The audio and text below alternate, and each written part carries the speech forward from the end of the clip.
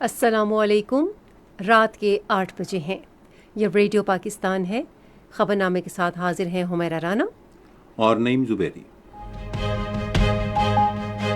پہلے اہم خبروں کا خلاصہ۔ صدر نے 26ویں آئینی ترمیم کے بل 2024 کی منظوری دے دی ہے، جس کے بعد وہ قانون بن گیا ہے۔ وزیر اعظم نے کہا ہے کہ 26ویں آئینی ترمیم کی منظوری قومی یکجہتی اور اتفاق رائے کا بھرپور اظہار ہے۔ پاکستان اور انڈونیشیا نے مختلف شعبوں میں تعاون میں اضافے کی خواہش کا اعادہ کیا ہے۔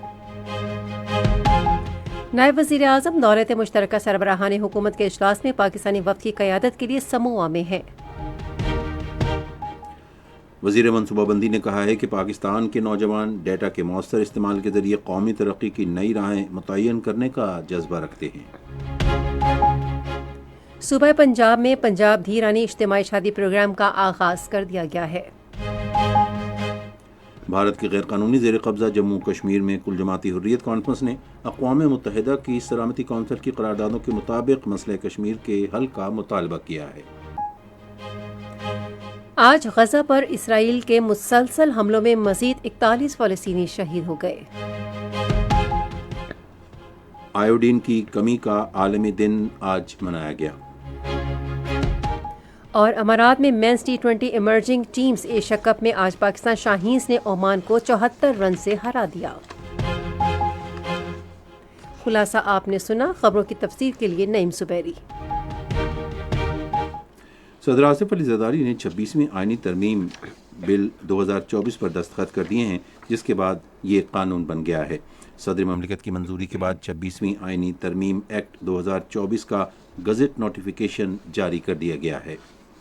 اس سے قبل قومی اسمبلی اور سینٹ نے 26ویں آئینی ترمیم کا بل 2024 2/3 اکثریت سے منظور کیا۔ قومی اسمبلی میں 225 ارکان نے ترمیم کی حمایت کی اور 12 نے اس کی مخالفت کی، جبکہ سینٹ میں 65 ارکان نے آئینی ترمیم کے حق میں ووٹ ڈالا اور 4 نے اس کی مخالفت کی۔ آئینی ترمیم کے تحت چیف جسٹس کی تقرری کے عمل اور مدت میں اصلاحات کی گئی ہیں اور سپریم کورٹ میں تمام صوبوں کی یکساں نمائندگی کے ساتھ آئینی بینچز قائم کرنے کی سفارش کی گئی ہے۔ آئینی ترمیم میں ہائی کورٹس میں بھی آئینی بینچ قائم کرنے کا کہا گیا ہے۔ ہر آئینی بینچ کا سینئر ترین جج اس کا پریزائڈنگ آفیسر ہوگا۔ آئینی ترمیم کے تحت چیف جسٹس کی مدت 3 سال مقرر کی گئی ہے۔ 12 رکنی پارلیمانی کمیٹی 3 سینئر ترین ججوں کے پینل سے پاکستان کا نیا چیف جسٹس نامزد کرے گی۔ قومی اسمبلی کے 8 اور سینٹ کے 4 ارکان پر مشتمل کمیٹی وزیر اعظم کو نام تجویز کرے گی اور وزیر اعظم حتمی منظوری کے لیے وہ نام صدر مملکت کو بھیجیں گے۔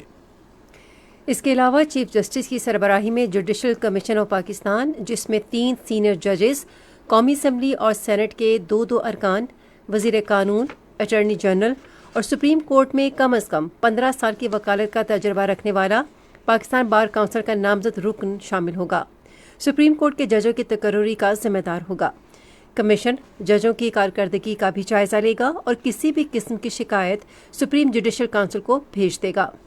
آئینی ترمیم میں سپریم جوڈیشل کونسل کی تشکیل کے حوالے سے دفعات بھی شامل ہیں، جو چیف جسٹس آف پاکستان اور سپریم کورٹ کے 2 سینئر ترین ججوں اور ہائی کورٹس کے 2 سینئر ترین چیف جسٹس پر مشتمل کونسل کے ساتھ متنوع اور مضبوط عدالتی ڈھانچے کو یقینی بناتی ہے۔ آئینی ترمیم کی دفعات میں سے اہم ترین دفعہ 1 جنوری 2028 تک ملک سے سود کے مکمل خاتمے کی دفعہ ہے۔ یہ دفعہ آئین کے آرٹیکل 38 میں ترمیم کے ذریعے شامل کی گئی ہے، جس میں سود سے پاک معاشی نظام کے قیام کا عزم ظاہر کیا گیا ہے۔ سینٹ کا اجلاس اب کل شام 4 بجے اور قومی اسمبلی کا اجلاس کل شام 5 بجے ہوگا۔ وزیراعظم محمد شہباز شریف نے کہا ہے کہ 26ویں آئینی ترمیم کی منظوری قومی یکجہتی اور اتفاق رائے کا مظہر ہے۔ انہوں نے آج صبح آئینی ترمیم کی منظوری کے بعد قومی اسمبلی میں اظہار خیال کرتے ہوئے یقین ظاہر کیا کہ یہ قانون عام آدمی کو آسان اور فوری انصاف کی فراہمی یقینی بنائے گا۔ ترمیم کو ایک اہم سنگ میل قرار دیتے ہوئے انہوں نے کہا کہ یہ میثاق جمہوریت کے ایجنڈے کی تکمیل ہے، جس پر تمام سیاسی جماعتوں نے دستخط کیے تھے۔ انہوں نے کہا کہ یہ آئینی ترمیم ملک کے مستقبل کو محفوظ اور مضبوط بنائے گی۔ وزیر اعظم نے کہا کہ سیاسی جماعتوں کو چاہیے کہ وہ ذاتی مفادات اور انا سے بالا تر ہو کر بہترین قومی مفاد میں آگے بڑھیں۔ انہوں نے آئینی ترمیم کی حمایت کرنے پر اتحادی جماعتوں بالخصوص جمعیت علماء اسلام فی کا شکریہ ادا کیا۔ وزیر داخلہ محسن نقوی نے کہا ہے کہ 26ویں آئینی ترمیم جمہوریت کی فتح ہے، اس سے روشن جمہوری مستقبل کی بنیاد رکھی گئی ہے۔ 26ویں آئینی ترمیم کی منظوری پر پوری قوم کو مبارکباد دیتے ہوئے انہوں نے کہا کہ تمام رہنماؤں نے اس ترمیم کے لیے مشترکہ اور انتھک کوششیں کیں۔ انہوں نے کہا کہ آئینی ترمیم کرنا پارلیمنٹ کا حق ہے۔ قومی اسمبلی کے اسپیکر سردار ایاز صادق نے آئین کی دفعہ 175(a) کے تحت خصوصی پارلیمانی کمیٹی کی تشکیل کے لیے سینٹ سے ارکان کی نامزدگی طلب کی ہے۔ اسپیکر نے سینٹ کے چیئرمین سید یوسف رضا گیلانی کے نام ایک خط میں ایوان بالا سے 4 ارکان کی نامزدگی کی درخواست کی ہے۔ آئین کی دفعہ 175(a) کے تحت خصوصی پارلیمانی کمیٹی سپریم کورٹ کے 3 سینئر ترین ججز میں سے چیف جسٹس پاکستان نامزد کرے گی۔ کمیٹی 12 ارکان پر مشتمل ہوگی، جن میں 8 قومی اسمبلی اور 4 سینٹ سے ہوں گے۔ کمیٹی میں پارلیمانی جماعتوں کی پارلیمنٹ میں ان کی تعداد کے تناسب سے نمائندگی ہوگی، جن کو ان کے پارلیمانی لیڈر نامزد کریں گے۔ ادھر سینٹ سیکریٹریٹ نے ایوان بالا میں موجود پارلیمانی جماعتوں سے خصوصی پارلیمانی کمیٹی کے لیے ایک سینیٹر نامزد کرنے کے لیے کہا ہے۔ وزیراعظم شہباز شریف نے پراباوو سبیانٹو کو انڈونیشیا کے صدر کی حیثیت سے حلف اٹھانے پر مبارکباد دی ہے۔ انہوں نے ایکس پر ایک پوسٹ میں کہا کہ پاکستان اور انڈونیشیا کے درمیان مشترکہ اقدار اور باہمی احترام پر مبنی برادرانہ تعلقات ہیں۔ انہوں نے کہا کہ وہ باہمی دلچسپی کے تمام شعبوں میں دو طرفہ تعاون بڑھانے اور علاقائی اور عالمی امن و سلامتی کے فروغ کے لیے صدر سبیانٹو کے ساتھ مل کر کام کرنے کے خواہش مند ہیں۔ پاکستان اور انڈونیشیا نے خصوصی سرمایہ کاری سہولت کونسل کے تعاون سے تجارت اور معیشت سمیت باہمی دلچسپی کے مختلف امور میں تعاون بڑھانے کی خواہش کا اعادہ کیا ہے۔ اس حوالے سے پاکستان اور انڈونیشیا کے درمیان باہمی تعاون کو فروغ دینے کے لیے حال ہی میں ٹریڈ ایکسپو انڈونیشیا کا انعقاد کیا گیا۔ اس تقریب کے دوران دونوں ملکوں کے درمیان $1.7 کروڑ مالیت کی مفاہمتی یادداشتوں اور باہمی کاروباری تعاون کے تجارتی معاہدوں پر دستخط کیے گئے۔ یہ خبریں آپ ریڈیو پاکستان سے سن رہے ہیں۔ نائب وزیر اعظم اور وزیر خارجہ محمد اسحاق ڈار آج سموا میں شروع ہونے والے دولت مشترکہ ممالک کے سربراہان حکومت کے اجلاس میں پاکستان کے وفد کی قیادت کریں گے۔ نائب وزیر اعظم اس اجلاس میں موسمیاتی تبدیلی، معاشی ترقی اور دولت مشترکہ کے رکن ممالک کے درمیان تعلقات مضبوط کرنے سمیت اہم عالمی امور اور چیلنجز کے حوالے سے پاکستان کا نقطہ نظر پیش کریں گے۔ دولت مشترکہ بزنس فورم میں اپنے اہم خطاب میں وہ پاکستانی نوجوانوں کو بااختیار بنانے، فنی مہارت کے فروغ اور ڈیجیٹل تبدیلی کے حوالے سے پاکستان کے نقطہ نظر پر روشنی ڈالیں گے۔ نائب وزیر اعظم دولت مشترکہ کے دیگر رکن ممالک کے وفود کے سربراہان سے بھی ملاقاتیں کریں گے۔ منصوبہ بندی کے وزیر احسن اقبال نے کہا ہے کہ پاکستان کے نوجوانوں میں اعداد و شمار کے مؤثر استعمال کے ذریعے قومی ترقی کے لیے نئی راہیں تلاش کرنے کا جذبہ موجود ہے۔ آج اسلام آباد میں ڈیٹا فیسٹ 2024 سے خطاب کرتے ہوئے انہوں نے کہا کہ عالمی جدید ڈیٹا سائنس دنیا میں معاشی انقلاب کا بہترین ذریعہ ہے اور اعداد و شمار کے تجزیہ کاروں نے جدید ٹیکنالوجی کی مدد سے جدید معاشی ترقی کی راہیں ہموار کیں اور ڈیجیٹل انقلاب برپا کیا۔ وزیر منصوبہ بندی نے کہا کہ کاروباری ترقی کے لیے بھی اعداد و شمار درکار ہوتے ہیں اور وہی اقوام، کاروباری ادارے اور افراد معاشی اہداف حاصل کرتے ہیں جو اعداد و شمار کا بہتر استعمال جانتے ہیں۔ انہوں نے کہا نوجوانوں میں اعداد و شمار کو بہتر انداز میں استعمال کرنے کی صلاحیت ہونی چاہیے، جیسا کہ نئی نسل جدید ٹیکنالوجی اور ڈیٹا پر مبنی معیشت کی بنیاد پر معاشی میراتھن دوڑ میں شریک ہونے جا رہی ہے۔ انفارمیشن ٹیکنالوجی اور ٹیلی کمیونیکیشن کی وزیر مملکت شیزا فاطمہ خواجہ نے کہا ہے کہ حکومت کئی اقدامات کے ذریعے آئی ٹی اور ٹیلی کام کے شعبے کو مضبوط بنانے کے لیے پرعزم ہے۔ اسلام آباد میں سیناک 42 کانفرنس سے خطاب کرتے ہوئے آئی ٹی کی وزیر مملکت نے کہا کہ data networks, cloud computing, مصنوعی ذہانت اور 5G میں نئی ایجادات ہماری اقتصادی ترقی کے لیے انتہائی اہم ہیں۔ انہوں نے کہا کہ ڈیجیٹل انفراسٹرکچر میں اضافے اور مجموعی، محفوظ اور پائیدار ٹیکنالوجیز کی ترقی کے لیے علاقائی تعاون ناگزیر ہے۔ انہوں نے کہا کہ ہماری ڈیجیٹل پاکستان پالیسی کا مقصد ای گورننس، سائبر سیکیورٹی اور کاروباری ماحول کو بہتر بنانا ہے۔ شیزا فاطمہ نے کہا کہ ٹیلی کام کے شعبے نے ہماری معیشت میں کلیدی کردار ادا کیا ہے۔ انہوں نے کہا کہ نیشنل فائبرائزیشن پالیسی اور اسپیکٹرم شیئرنگ جیسی پالیسیوں کے ساتھ 5G اسپیکٹرم کی 2025 کے اوائل میں ہونے والی نیلامی مزید ترقی کا باعث ہوگی۔ آئی ٹی کے وزیر مملکت نے کہا کہ ہم بالخصوص سائبر سیکیورٹی میں نوجوانوں کی تربیت پر توجہ مرکوز کریں گے تاکہ مستقبل کے لیے تربیت یافتہ افرادی قوت کا حصول یقینی بنایا جا سکے۔ وزیر اعلیٰ پنجاب کے دھیرانی اجتماعی شادی پروگرام کا آغاز ہو گیا ہے۔ اس پروگرام کے تحت اجتماعی شادی پروگرام میں شمولیت کے لیے درخواستوں کی وصولی شروع ہو گئی ہے۔ اس پروگرام کے لیے آن لائن درخواستیں cmp.punjab.gov.pk پر بھی بھیجی جا سکتی ہیں، جبکہ دیگر معلومات کے لیے وزیر اعلیٰ مریم نواز کی ہدایت پر ہیلپ لائن 1312 بھی قائم کی گئی ہے۔ شفافیت کو یقینی بنانے کے لیے خصوصی ٹیمیں درخواست گزاروں کے گھروں کا دورہ کریں گی۔ اپنی چھت اپنا گھر پروگرام کے تحت پنجاب بھر میں گھروں کی تعمیر شروع ہو گئی ہے۔ یہ بات وزیر اعلیٰ پنجاب مریم نواز شریف کی صدارت میں ایک اجلاس کے دوران بتائی گئی۔ ایک بریفنگ کے دوران اجلاس کو بتایا گیا کہ صرف 2 ماہ میں لاہور، قصور اور دیگر اضلاع میں ہاؤس بلڈنگ لونز کی پہلی قسط وصول کرنے والوں نے تیزی سے اپنے گھروں کی تعمیر کا آغاز کر دیا ہے۔ اجلاس کو بتایا گیا کہ 5,50,000 سے زیادہ لوگوں نے پروگرام پورٹل کا وزٹ کیا ہے اور اب تک تقریباً 3,75,000 درخواستیں موصول ہو چکی ہیں۔ پنجاب کی سینئر وزیر مریم اورنگ زیب نے کہا ہے کہ وزیر اعلیٰ پنجاب مریم نواز شریف صوبے کے لوگوں کو ریلیف کی فراہمی کے لیے انتھک کام کر رہی ہیں۔ تفصیل ریڈیو پاکستان لاہور کے نمائندے غلام حیدر کی اس رپورٹ میں۔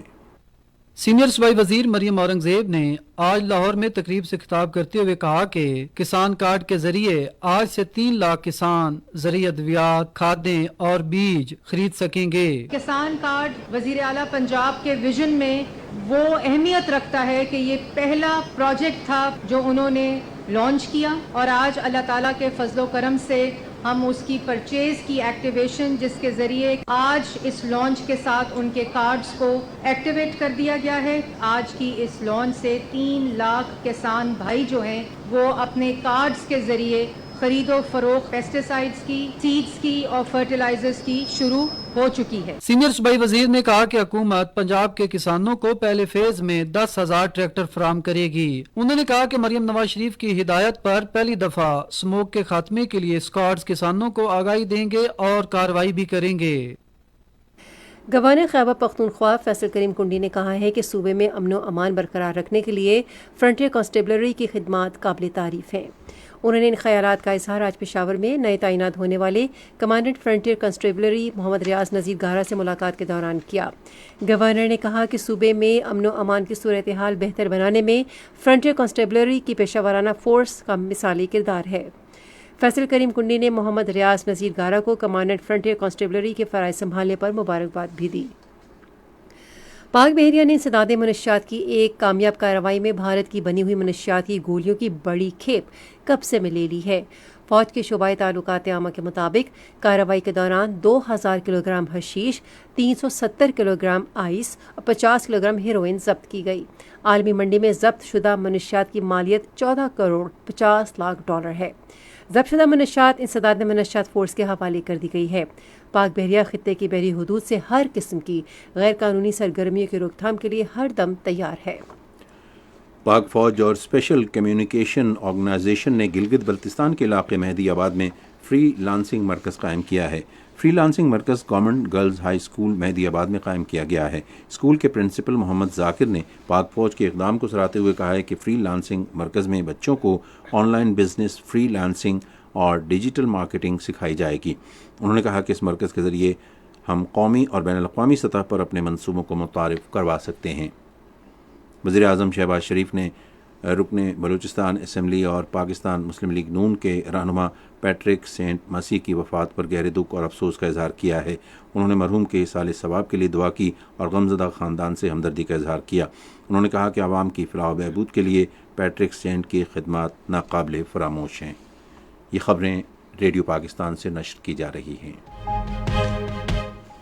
غیر قانونی طور پر بھارت کے زیر قبضہ جموں و کشمیر میں کل جماعتی حریت کانفرنس نے کشمیر اور فلسطین کے درینہ تنازعات کے حل کے لیے اقوام متحدہ کی قراردادوں پر عمل درآمد میں ناکامی پر مایوسی کا اظہار کیا ہے۔ آج ایک بیان میں کل جماعتی حریت کانفرنس کے ترجمان نے اس بات پر زور دیا کہ عالمی برادری کو دنیا میں پائیدار امن یقینی بنانے کے لیے ان دیرینہ تنازعات کے حل کے لیے ٹھوس اقدامات کرنے چاہیے۔ انہوں نے کہا کہ کشمیری گزشتہ 7 دہائیوں سے بھارت کے غیر قانونی قبضے کا شکار ہیں، جس کی وجہ سے یہ علاقہ ایک فوجی چھاؤنی میں تبدیل ہو چکا ہے۔ ادھر بھارتی فوجیوں نے ضلع گاندربل میں بڑے پیمانے پر محاصرے اور تلاشی کی کارروائیاں شروع کی ہیں اور درجنوں کشمیری نوجوانوں کو گرفتار کر لیا ہے۔ ضلع میں نامعلوم مسلح افراد کے ایک حملے میں ایک ڈاکٹر سمیت 7 افراد جاں بحق اور 5 زخمی ہو گئے تھے۔ کل جماعتی حریت کانفرنس کے سینئر رہنماؤں میر باز عمر فاروق، پروفیسر عبدالغنی بٹ، مولانا مسرور عباس انصاری اور دیگر نے سری نگر میں اپنے بیانات میں بھارتی فوجیوں کی طرف سے ہلاکتوں سمیت ہر قسم کے تشدد کی مذمت کی۔ انہوں نے کہا کہ یہ مظالم تنازع کشمیر حل نہ ہونے کا نتیجہ ہیں۔ انہوں نے اقوام متحدہ کی قراردادوں کے مطابق تنازع کے فوری حل پر زور دیا۔ ادھر بی جے پی کے زیر اقتدار بھارتی ریاست راجستھان کی میواڑ یونیورسٹی نے امتیازی پالیسیوں کے خلاف آواز اٹھانے پر 35 کشمیری طلباء کو یونیورسٹی سے نکال دیا ہے۔ آج غزہ پر اسرائیلی حملوں میں مزید 41 فلسطینی شہید ہو گئے۔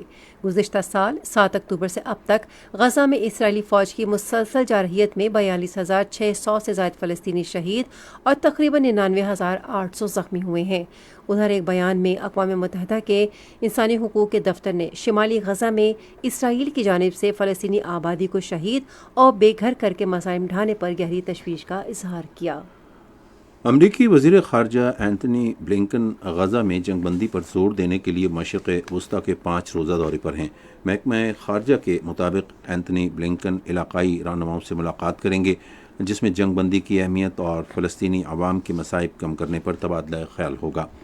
وہ جنگ کے بعد فلسطینیوں کی از سر نو زندگی کی شروعات اور منصوبہ بندی کے لیے مذاکرات کا سلسلہ جاری رکھیں گے۔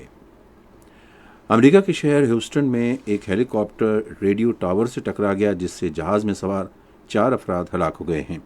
ہیوسٹن کے میئر نے ایک نیوز کانفرنس میں بتایا کہ حادثے کی وجہ سے بڑا دھماکہ ہوا اور ٹاور گر گیا، تاہم اس میں موجود رہائشی محفوظ رہے۔ ایران نے اپنی ایٹمی تنصیبات کے خلاف اسرائیلی دھمکیوں کے حوالے سے ایٹمی توانائی کے بین الاقوامی ادارے کو خط لکھا ہے۔ یہ بات ایرانی وزارت خارجہ کے ترجمان اسماعیل باغئی نے آج تہران میں ہفتہ وار نیوز بریفنگ کے دوران کہی۔ انہوں نے کہا کہ جوہری تنصیبات پر حملے کی دھمکیاں اقوام متحدہ کی قراردادوں کے خلاف اور قابل مذمت ہیں۔ آپ سن رہے ہیں ریڈیو خبرنامہ۔ ریڈیو خبرنامے میں اب وقت ہوا چاہتا ہے کھیلوں کی خبروں کا۔ آئیے سنتے ہیں حمیرہ رانا سے۔ عمان میں الامارات کرکٹ گراؤنڈ میں مردوں کے T20 emerging teams Asia cup میں پاکستان شاہینز نے عمان کو 74 رن سے شکست دے دی۔ پاکستان شاہینز نے پہلے بیٹنگ کرتے ہوئے 5 وکٹوں کے نقصان پر 185 رنز بنائے۔ ہدف کے تعاقب میں عمان کی ٹیم 7 وکٹوں کے نقصان پر 111 رنز بنا سکی۔ روہیل نذیر نے 41 رنز بنائے اور انہیں میچ کا بہترین کھلاڑی قرار دیا گیا۔ زمان خان نے 2 وکٹیں حاصل کیں۔ پاکستان کرکٹ بورڈ کے چیئرمین محسن نقوی نے آج لاہور میں قذافی اسٹیڈیم کا دورہ کیا اور جاری اپ گریڈیشن کام کا جائزہ لیا۔ انہوں نے منصوبے کی بروقت تکمیل کی ہدایت کی۔ Chairman P C B Mohsin Naqvi کو مختلف فلورز اور انکلوژرز کے سٹل کے ڈھانچے پر کام کی رفتار کے بارے میں بریفنگ دی گئی۔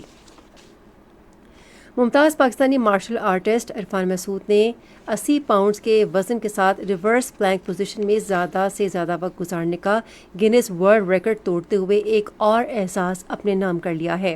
عرفان مسعود نے بھارت کے منیش شرما کا 2 منٹ 6 سیکنڈ کا ریکارڈ توڑتے ہوئے 2 منٹ 28 سیکنڈ تک وزن اٹھا کر ریکارڈ بنایا۔ عرفان مسعود پہلے ہی زیادہ سے زیادہ پش اپس لگانے، جمپنگ، فٹنس اور مارشل آرٹ سمیت کئی کیٹیگریز میں گینیس ورلڈ ریکارڈ ہولڈر ہیں۔ عرفان مسعود نے امریکہ، برطانیہ، چین، اسپین، فلپائن، ناروے اور بھارت سمیت 17 ملکوں کا ریکارڈ توڑا ہے۔ South Asian cross country athletics championship کی میزبانی کے لیے تیاریاں زور و شور سے جاری ہیں، جو آئندہ ماہ اسلام آباد میں ہوگی۔ ایونٹ میں پورے خطے سے ٹاپ ایتھلیٹس شرکت کریں گے۔ بنگلہ دیش، سری لنکا، انڈیا، مالدیپ، نیپال اور بھوٹان سمیت 7 ممالک اس چیمپئن شپ میں شرکت کریں گے۔ ایونٹ میں مردوں کے سینئر اور انڈر 20 کے مقابلے ہوں گے۔ اور پنجاب بھر کی یونیورسٹیوں میں کھیلوں کو فروغ دینے کے اقدامات پر تبادلہ خیال کرنے کے لیے لاہور قلندرز کے سی ای او عاطف رانا نے آج لاہور میں گورنر پنجاب سردار سلیم حیدر خان سے ملاقات کی۔ عاطف رانا نے گورنر کو تعلیمی اداروں میں کھیلوں کے کیمپ لگانے کے منصوبوں سے آگاہ کیا، جس کا مقصد نوجوان ٹیلنٹ کو پروان چڑھانا ہے۔ گورنر نے کرکٹ کے ٹیلنٹ کو تلاش کرنے کے لیے عاطف رانا کی کوششوں کو سراہا۔ انہوں نے سی ای او لاہور قلندرز کی حوصلہ افزائی کی کہ وہ ٹیلنٹ کو فروغ دینے کے کیمپوں کو پنجاب पंजाब के दूर दराज इलाकों तक फैलाते हुए इस बात को यकीनी बनाएं कि तमाम इलाकों के नौजवान खिलाड़ियों को बेहतरीन मौके मैसर हों। ये तो थी खेल के मैदान से कुछ खबरें, और अब सुनते हैं तिजारत की दुनिया से कुछ खबरें। पेशावर में ईरान के कौंसल जनरल अली बनफशे खान ने पाकिस्तान के साथ माशी और तिजारती ताल्लुकात को मुस्तहकम करने की ज़रूरत पर जोर दिया है। पेशावर में सरहद ऐवान सनत और तिजारत के दौरे के मौके पर इज़हार ख्याल करते हुए उन्होंने कहा कि ईरान पाकिस्तान से दो तरफ़ा इक़्तिसादी ताल्लुकात मजबूत बनाने के लिए हर तरह का ताउन करने को तैयार है। उन्होंने कहा पाकिस्तान और ईरान के दरमियान दो तरफ़ा तिजारती हजम इंतहाई कम है, जिससे दोनों मुल्कों की भरपूर इस्तेदाद को बुरुए कार लाते हुए बेहतर बनाने की ज़रूरत है। सरहद ऐवान सनत और तिजारत के सदर फजल मुकीम ने पाकिस्तान और ईरान के दरमियान दो तरफ़ा ताउन को मुस्तहकम बनाने में मुकम्मल ताउन का यकीन दिलाया। उन्होंने दोनों मुल्कों के दरमियान तिजारती और माशी ताल्लुकात बेहतर बनाने पर जोर दिया। उन्होंने कहा कि दोनों बिरादर इस्लामी मुल्कों के दरमियान कारोबार और तिजारत के फ़रोग़ के लिए मुश्किलात को बातचीत से हल किया जाना चाहिए। पाकिस्तान स्टॉक एक्सचेंज में आज तेज़ी का रुझान देखा गया। KSE 100 इंडेक्स 807 पॉइंट्स के इजाफे के बाद मार्केट के अख्ताम पर 86,057 पॉइंट्स पर बंद हुआ। मजमूई तजारती हजम 474 मिलियन से ज़ायद हिस्सेस रिकॉर्ड किया गया, जबकि कल 323 मिलियन से ज़ायद हिस्सेस का लेन देन हुआ था। आज कोहिनूर स्पिनिंग कंपनी के सबसे ज़्यादा 59 मिलियन से ज़ायद हिस्सेस का कारोबार हुआ। आज मजमूई तौर पर 445 कंपनियों के हिस्सेस का लेन देन हुआ, जिसमें से 269 कंपनियों के हिस्सेस की कीमतों में इजाफा, 124 में कमी, जबकि 52 कंपनियों के हिस्सेस की कीमतों में इस्तेहकाम देखा गया।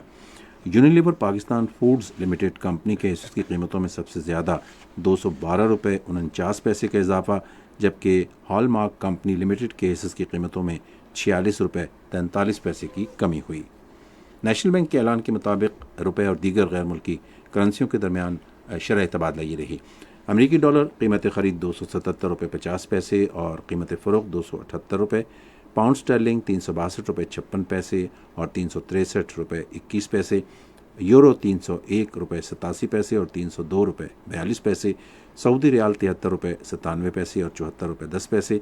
UAE दिरहम 76 रुपये 15 पैसे और 76 रुपये 29 पैसे। जापानी येन कीमत ख़रीद 1 रुपये 86 पैसे और कीमत फ़रोख्त 1 रुपये 87 पैसे। आज कराची में 10 ग्राम सोने की कीमत 2,39,545 रुपये रही। कराची पोर्ट ट्रस्ट पर गुज़श्ता 24 घंटे के दौरान 3,38,935 मीट्रिक टन सामान की नक़्ल अमल हुई, जिसमें से 2,18,224 मीट्रिक टन बरामदी और 1,20,711 मीट्रिक टन दरामदी सामान शामिल था। ये थीं कुछ अहम तिजारती ख़बरें, और अब कुछ ख़बरें सुनते हैं फ़न की दुनिया से मुताल्लिक़। लाहौर में गुरबानी मरकज़ ज़बान व अदब के ज़ेर तमाम डॉक्टर सैयद नुमानुल हक़ की तसनीफ़ किताब तवासीन की तकरीबन नुमाई हुई। किताब मारूफ मुसलमान सूफ़ी बुज़ुर्ग मंसूर अल हल्लाज की जानिब से लिखी गई किताब का उर्दू तर्जुमा है। तकरीब में मुमताज़ माहिर तालीम और अदबी शख्सियात अहमद जावेद, डॉक्टर नजीबा आरिफ और मोहम्मद अतर मसूद समेत दीगर ने शिरकत की और इज़हार ख्याल करते हुए किताब का जायज़ा पेश किया। तकरीब की नियाबत के फ़राइज़ डॉक्टर अली उस्मान कासमी ने अंजाम दिए। इस मौके पर इज़हार ख्याल करते हुए डॉक्टर नजीबा आरिफ ने कहा कि इस किताब का अहम मौजू हकीकत मोहम्मद सल्लल्लाहु अलैहि वसल्लम है। मोहम्मद अतर मसूद ने कहा कि किताब फ़लसफ़े और तसव्वुफ़ के मौज़ूआत से मुतल्लिक़ है। और मुमताज़ दानिश्वर और माहिर इकबालियात डॉक्टर आबिद शेरवानी ने कराची में है तल्ख बहुत बंदा मज़दूर के औकात के इकबाल के मिसरे पर खुसूसी लेक्चर दिया, जिसका एहतमाम ल्यू ट्रस्ट ने वी ट्रस्ट पाकिस्तान ने किया था। तकरीब की सदारत ट्रस्ट के चेयरमैन और मारूफ मजदूर रहनुमा प्रोफेसर मोहम्मद शफी मलिक ने की, जबकि मुमताज़ शायर डॉक्टर इफ्तिखार अली मलिक मेहमान खुसूसी थे। डॉक्टर आबिद शेरवानी ने इज़हार ख्याल करते हुए कहा कि ये मिसरा डॉक्टर मोहम्मद इकबाल के शेरी मजमूए बारे जिब्रील की नज़्म लेरन खुदा के हुजूर से लिया गया है। उन्होंने सरमायादाराना निज़ाम को कम्युनिज़्म और इस्लाम की जानिब से पेश किए गए फ़लसफ़े के तकाबुल की ज़रूरत पर जोर दिया। लेक्चर में मजदूर रहनुमाओं मेहनत कशों के अलावा शायकीन अदब की बड़ी तादाद ने शिरकत की। ये तो थी फ़न की दुनिया से कुछ खबरें, और अपने नईम ज़ुबैरी से जानते हैं कि साइंस की दुनिया में क्या हो रहा है। आयोडीन की कमी का आलमी दिन आज मनाया गया। اسے آیوڈین کی کمی اور اس سے پیدا ہونے والی بیماریوں کی روک تھام کا عالمی دن بھی کہا جاتا ہے۔ آیوڈین کی کمی کے انسانی نشو و نما پر منفی اثرات مرتب ہوتے ہیں۔ اس دن کا مقصد اچھی صحت کو برقرار رکھنے کے لیے آیوڈین کی اہمیت اور اس کی کمی کے خطرناک نتائج کے بارے میں آگاہی فراہم کرنا تھا۔ جاپان کی کیوماٹو یونیورسٹی کے سائنسدانوں نے ایسی دوا تیار کی ہے جس کے استعمال سے بڑھاپے میں بیماریوں سے بہت حد تک محفوظ رہا جا سکتا ہے۔ جاپان میں عمر رسیدہ افراد کی تعداد میں غیر معمولی اضافہ ریکارڈ کیا گیا ہے اور بڑھاپے میں زندگی کو صحت مندانہ طریقے سے گزارنا ایک چیلنج کی حیثیت رکھتا ہے۔ تحقیق خلیوں کی توڑ پھوڑ کے عمل کا جائزہ لیتی ہے جو عمر بڑھنے کے ساتھ سست پڑ جاتا ہے، جس کے نتیجے میں بزرگ افراد میں نسیان، ذیابیطس سمیت متعدد امراض میں مبتلا ہونے کا خطرہ بڑھ جاتا ہے۔ یہ تحقیق جرنل سیل رپورٹس جریدے میں شائع ہوئی ہے۔ فنگس کے نئے کیمیائی مرکبات بڑی آنت کے کینسر کے علاج کے لیے نیا نقطہ نظر فراہم کر سکتے ہیں، جو دنیا بھر میں سب سے عام اور ممکن ترین کینسرز میں سے ایک ہے۔ سائٹوسٹیٹک دوائیں استعمال کرنے کی بہت سے مضر اثرات ہوتے ہیں۔ کینسر کے جدید علاج میں زیادہ تر مخصوص ٹیومر تھراپی شامل ہے، جس میں ٹیومر سیلز میں مخصوص مالیکیول کو ٹارگٹ کیا جاتا ہے۔ موسم کی تازہ ترین صورتحال جانتے ہیں ماہر موسمیات غلام مرتضیٰ سے۔ موسم کی تازہ ترین صورتحال کے مطابق اس وقت مشرقی سندھ، جن میں مٹھی، تھرپارکر، نگر پارکر، اسلام کوٹ، سانگڑ کے علاقے شامل ہیں، اس وقت تیز ہواؤں اور گرج چمک کے ساتھ بارش ہو رہی ہے اور آئندہ 24 گھنٹوں کے دوران ملک کے بیشتر علاقوں میں موسم خشک جبکہ میدانی علاقوں میں قدرے گرم رہے گا۔ تاہم کل رات کے دوران بالائی خیبر پختونخوا میں مسئلہ جزوی اور آلود رہنے کے علاوہ دیر، چترال اور گردرما میں بارش ہو سکتی ہے۔ آج ریکارڈ کیے گئے زیادہ سے زیادہ درجہ حرارت ٹنڈو جام، تربت، لسبیلا، شہید بینظیر آباد اور حیدرآباد میں 39 ڈگری سینٹی گریڈ ریکارڈ کیا گیا۔ دوسرے شہروں کے زیادہ سے زیادہ درجہ حرارت اسلام آباد میں 31، مری میں 21، لاہور میں 34، کراچی میں 38، پشاور میں 31، کوئٹہ میں 29، مظفر آباد میں 31، گلگت میں 30، اسکردو میں 21، اسی طرح سری نگر میں 27، جموں میں 30، لیہ میں 16، پلوامہ میں 26، اننت ناگ میں 27 اور شوپیاں میں زیادہ سے زیادہ درجہ حرارت 25 ڈگری سینٹی گریڈ ریکارڈ کیا گیا۔ گزشتہ 24 گھنٹوں کے دوران ملک کے بیشتر علاقوں میں موسم گرم اور خشک رہا، تاہم مشرقی سندھ میں چند مقامات پر گرج چمک کے ساتھ بارش ہوئی۔ سب سے زیادہ بارش مٹھی میں 15 ملی میٹر بارش ریکارڈ کی گئی۔ خبرنامہ ختم کرنے سے پہلے اہم خبروں کا خلاصہ ایک بار پھر سماعت کیجیے۔ صدر نے 26ویں آئینی ترمیم کے بل 2024 کی منظوری دے دی ہے، جس کے بعد وہ قانون بن گیا ہے۔ وزیراعظم نے کہا ہے کہ 26ویں آئینی ترمیم کی منظوری قومی یکجہتی اور اتفاق رائے کا بھرپور اظہار ہے۔ پاکستان اور انڈونیشیا نے مختلف شعبوں میں تعاون میں اضافے کی خواہش کا اعادہ کیا ہے۔ نائب وزیر اعظم دولت مشترکہ سربراہان حکومت کے اجلاس میں پاکستانی وفد کی قیادت کے لیے سموآ میں موجود ہیں۔ وزیر منصوبہ بندی نے کہا ہے کہ پاکستان کے نوجوان ڈیٹا کے مؤثر استعمال کے ذریعے قومی ترقی کی نئی راہیں متعین کرنے کا جذبہ رکھتے ہیں۔ صوبہ پنجاب میں پنجاب دھی رانی اجتماعی شادی پروگرام کا آغاز کر دیا گیا ہے۔ بھارت کے غیر قانونی زیر قبضہ جموں کشمیر میں کل جماعتی حریت کانفرنس نے اقوام متحدہ کی سلامتی کونسل کی قراردادوں کے مطابق مسئلہ کشمیر کے حل کا مطالبہ کیا ہے۔ آج غزہ پر اسرائیل کے مسلسل حملوں میں مزید 41 فلسطینی شہید ہو گئے ہیں۔ آیوڈین کی کمی کا عالمی دن آج منایا گیا۔ اور امارات میں men's T20 emerging teams Asia cup میں آج پاکستان شاہینز نے عمان کو 74 رن سے ہرا دیا۔ خبرنامہ آپ نے سنا۔ پینل انجینئر تھے نوید اکرم، سپروائزر شعبہ اردو ہنا شاہد، مدیر ہوم ڈیسک کمل شمیم، مدیر فورن ڈیسک فریحہ حسن، نیوز پروڈیوسر حماد کیانی، مدیر اعلیٰ سعید احمد قریشی، نگران اعلیٰ امان اللہ سپرا، پیشکش شعبہ خبر ریڈیو پاکستان۔ مزید خبروں اور تجزیوں کے لیے ہماری ویب سائٹ ہے radio.gov.pk۔ اور آپ ریڈیو پاکستان کے آفیشیل فیس بک پیج ریڈیو پاکستان نیوز پر خبرنامے کی براہ راست ویڈیو اسٹریمنگ بھی ملاحظہ کر سکتے ہیں۔ نعیم زبیری اور حمیرہ رانا اپنی نیوز ٹیم کے ہمراہ آپ سے چاہتے ہیں اجازت۔ اللہ حافظ ناصر۔